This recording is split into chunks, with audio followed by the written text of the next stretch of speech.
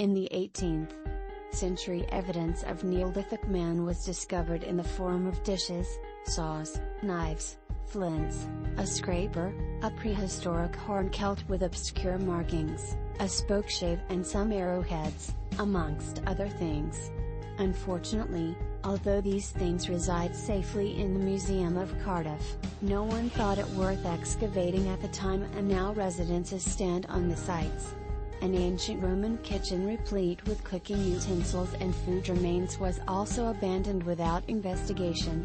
In 1533, Leland, the king's antiquary, was ordered to visit all places where records are held.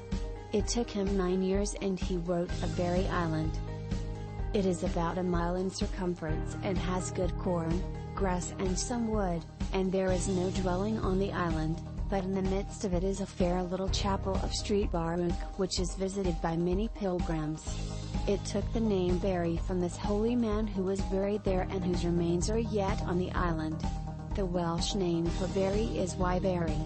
Vikings raided the coastline of South Wales in the 10th century, often taking hostages from the monasteries, but they did not seek to settle the area.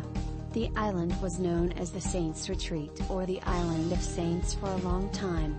Later, in the 16th century, the island was used by smugglers and pirates and was known locally as the Smugglers Fortress. This occurred at the same time as Bristol, Britain's second largest port, was growing rapidly. The island soon became the center for smuggling and piracy in the Bristol Channel. In 1784, Barri Island became known as the Fortress of Night. Night was the most frequent and feared pirate in the Channel, but people were too afraid to speak out against him. He was also a local celebrity. His ship was armed and named John O Combe. The Navy eventually routed him and he moved down to Lundy Island, which he also turned into a fortress.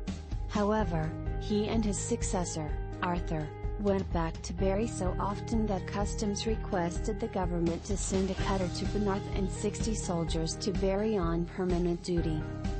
The seaside village of Roos was so renowned for its wreckers that George II sent troops to break up the gangs. They landed at Aberthaw, just up the coast a bit, the Roos men's favorite landing zone, from where they could easily transport the contraband along Port Road to Cardiff, the main market for such things.